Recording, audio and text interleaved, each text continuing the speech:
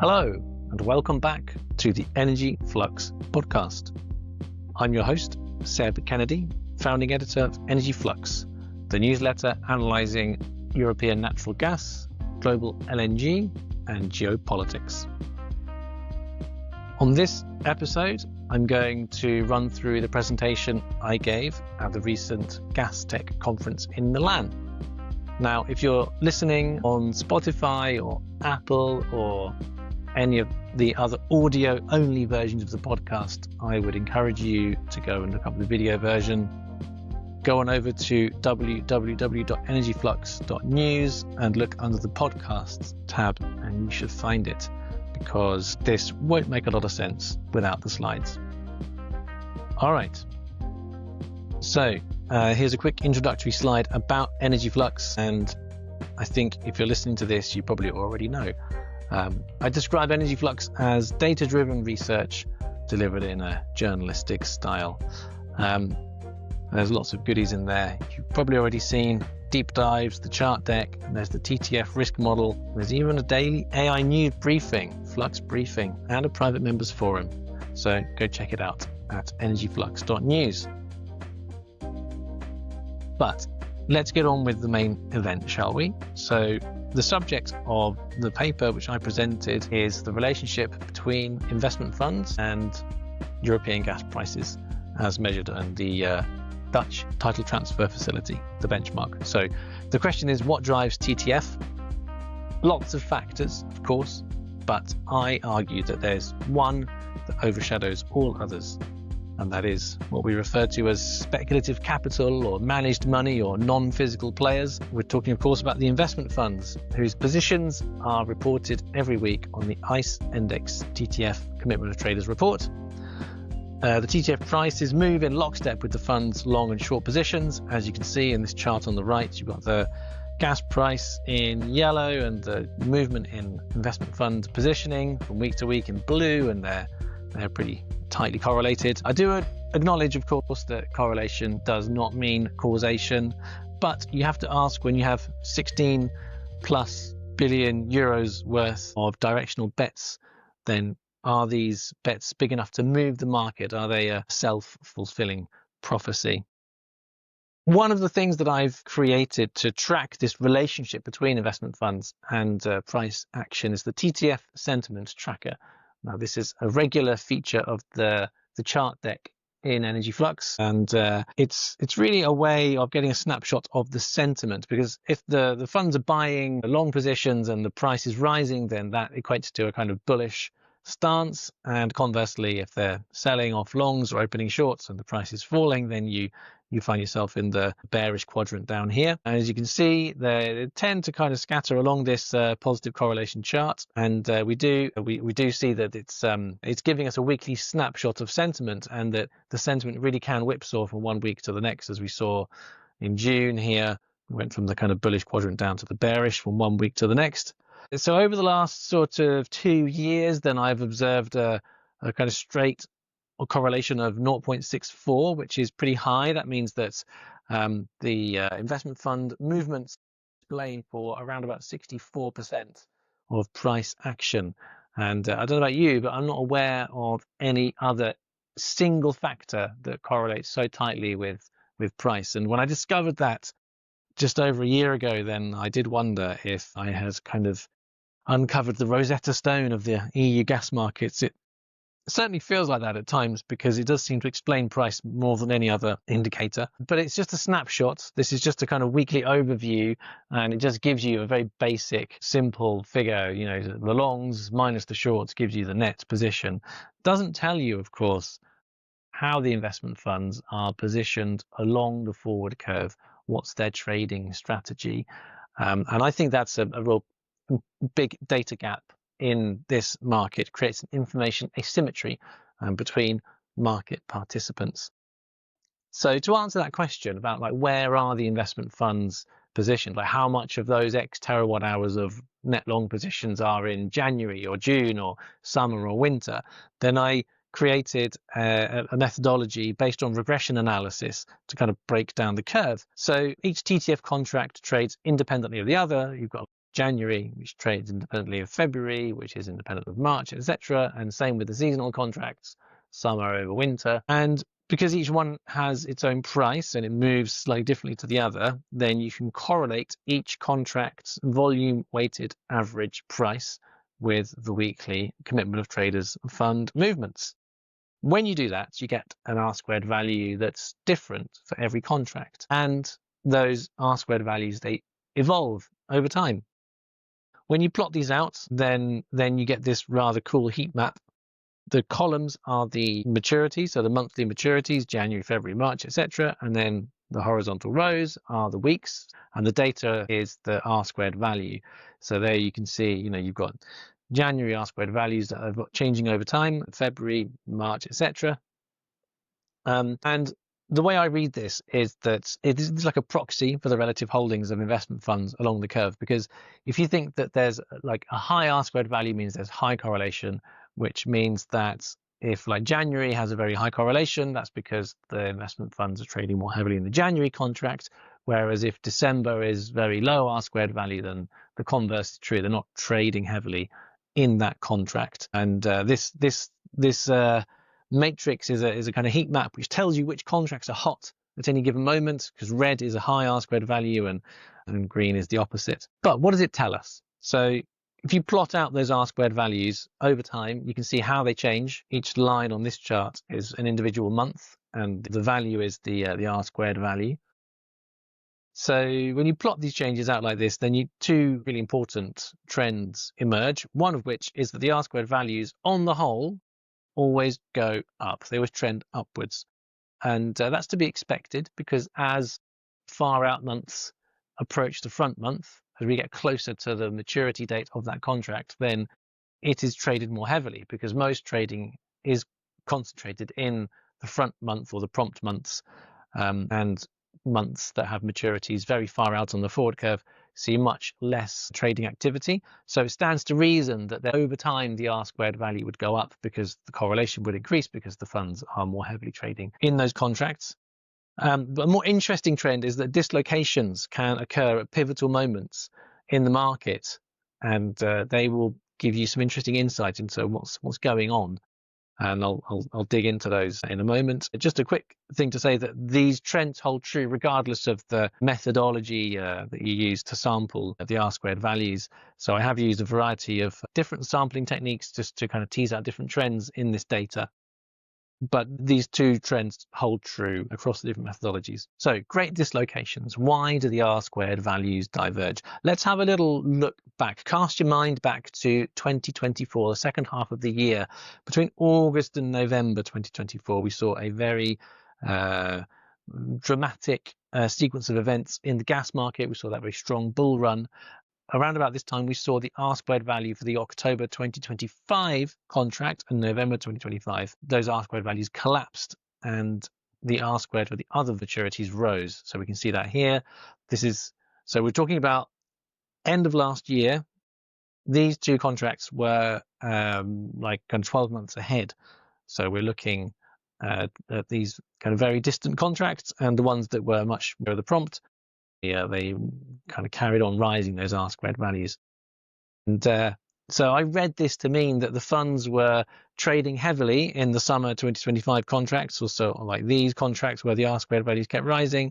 They were trading heavily in these, and they were kind of abandoning or rejecting or just not interested in trading these contracts. Why, you might ask? Why would the funds do that? Well, let's just cast our mind back and remember what was happening at that time. Like I said, it was a very fraught period geopolitically and also in the energy markets themselves. So there were growing fears of the loss of Ukraine gas transits on the 1st of January 2025, which obviously subsequently happened. Ukraine launched its counter-offensive into the Kursk region of Russia, where they captured a gas metering station, which was later damaged. In November, then the EU, in its infinite wisdom, decided this is the moment to set our interim refilling milestones for the 2025 gas refilling year. And they confirmed the 90% rigid target for the 1st of November. TTF predictably spiked 3% on that news. And what did the funds do? They repositioned. My theory is they pivoted into long positions in the summer in the refilling months, they were preempting a scramble to achieve that 1st of November target. And lo and behold, on the 29th of November, we saw net length of investment fund holdings hit a record of 294 terawatt hours, which is literally off the chart that I use to measure these things. Now, around about this time, we saw the seasonal spread invert as the funds piled into the summer long positions. Then the summer 2025 price surged above the following winter contract price, and we can see that here. The shaded area is the seasonal spread, so you can see it inverted here. Summer trading above winter in this period here, and you can see the moment that it flips coincides exactly with the dislocation in the R squared value of the summer and winter contract. So the kind of yellowy orange value is that's the R squared value for the summer 2025 contract. You see it goes up, and the following winter 25-26 contract, the R squared value goes down. What does this tell you? Funds trading really heavily in the summer contract, piling into those summer long positions and causing the seasonal spread to invert. And I think that really proves the efficacy of the TTF curve regression analysis methodology. So let's take a snapshot. We're looking at the forward curve on the 22nd of November 2024, but this is not the price. Again, we're looking at the R squared values for each contract, December, January, February. You can see that they're all relatively high, up in the kind of 70s and 80s for most of 2025. But then there's a sudden drop off after September, October and November. You can see they're very low, 0.4, 0.3. Why would that be? Well, my theory, like I said, is that they're kind of essentially trying to corner the refilling market by going long in these summer refilling months. And then after around about the time you'd expect the refilling procurement to have died off, when there's less refilling demand on the system, then the funds are not trading into these October and November 2025 maturities. And we see the same dynamic with the seasonal contracts. So summer 2025, very high R squared. Winter 25-26, much lower R squared value. This setup prompted me to write this rather provocative line in the Energy Flux newsletter at the time. I wrote that the trade is as transparent as it is cynical. Capitalize on the EU's predictable, self-imposed desperation to refill gas storages at any cost and repatriate the winnings to overseas clients. When policy makes it this easy, who is really to blame? By January 2025, we had a situation that I called regulatory schizophrenia. Summer-winter spreads were inverted by more than €4 per megawatt hour. Refilling to that 90% target would have cost more than €32 billion, with TTF trading at €47 per megawatt hour. And most importantly, it would have implied the gas storage operators taking on unhedgeable losses because of those inverted summer-winter spreads. Germany proposed and then rejected a gas storage subsidy mechanism, and the whole EU debate around gas storage regulations just went into overdrive. This situation was untenable. By February, we saw the first big sell-off of the year, and that was really triggered by unconfirmed reports of relaxation to the 25 refilling targets. And it was preceded by collapse in November and December R squared values, which might indicate the summer longs were being heavily traded off there. And to me, this episode really illustrates the fragility and regulatory dependency of that gas storage refill speculation trade, and is quite interesting to observe that the funds were preempting events, because this was just a headline about relaxation of gas storage targets. There was no actual announcement. There was no firm indicator that it was going to happen, but that didn't stop the funds from selling off. The minute they got a whiff that this might be happening, then they dumped their summer long positions. And that was inspiration for this piece of artwork, for a piece that I wrote in Energy Flux called The Bear Roars, and front page of the Fake News Daily, new gas storage targets. Anyway, so over time, then new details did emerge about the new gas storage regulations. EU finally confirmed that it was going to introduce more flexible, relaxed rules with a kind of target, with a target date window rather than a hard target on the 1st of November. You could achieve the target between October and December. There were other derogations, and there was a kind of stability mechanism so that the target could be flexed, taking into account market conditions. This really took the heat out of the summer refilling market. As we've seen, there were subsequent sell-offs after February. There was another big one in April as those positions were unwound. But at the same time, it was kind of seen as kicking the can into winter, because if you're going to relax the 2025 mandated procurement, then obviously you're probably going to end up with a little bit less gas in storage when the winter comes, which means that if it is a particularly cold winter, the market tightens, then you're going to have less gas in storage, which means essentially you're going to have to buy more in, which means that the gas price needs to be high enough to attract LNG cargoes away from Asia. So what happened? Well, it's interesting. We saw a minor but notable dislocation in the R-squared values around about the time that the gas storage regulations were first announced. And what we see here is that the winter 25-26 R-squared value rises significantly above the following summer and winter contracts. And my theory is that you're seeing the funds pivoting out of the summer longs and then buying long in winter 25-26 contracts, because they see that as being the next bullish play.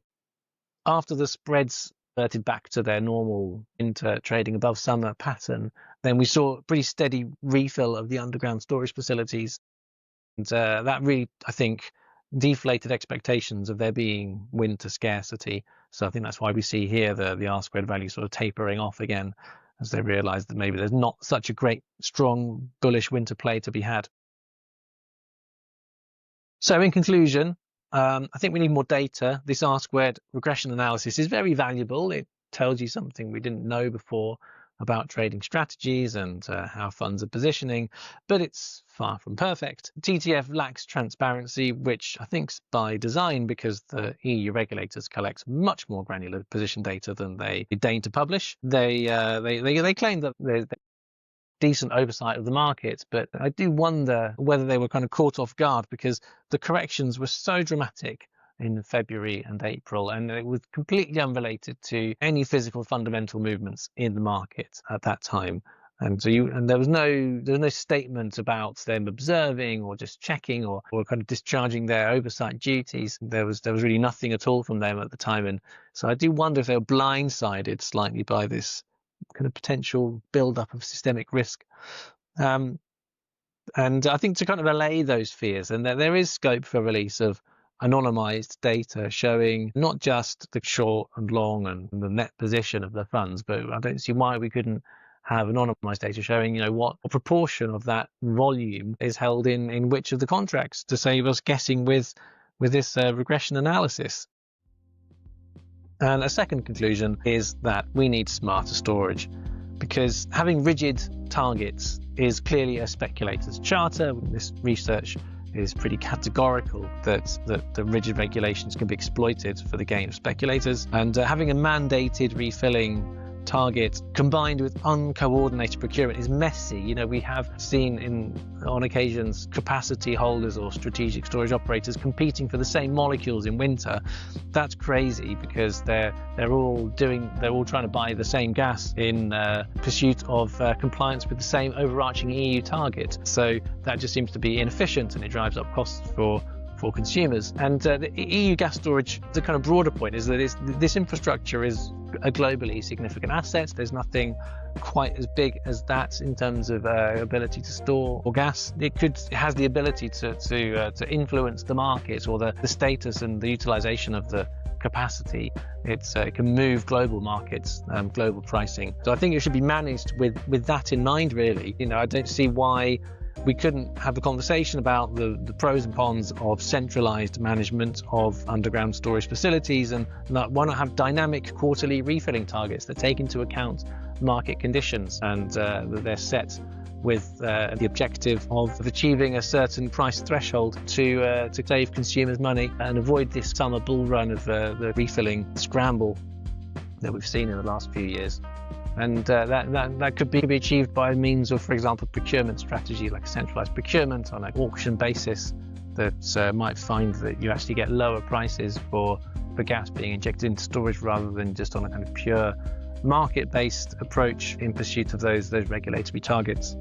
So I wanted to just start that debate really about this. That was my main takeaway, really. So thank you for watching. Just a final word is that none of this research is new. It's all been published months ago in Energy Flux. So if this is the kind of research that you enjoy, that you think is valuable or insightful, then there's plenty more where that came from. Go and sign up at www.energyflux.news. Thanks for watching, thanks for listening, and I'll see you next time.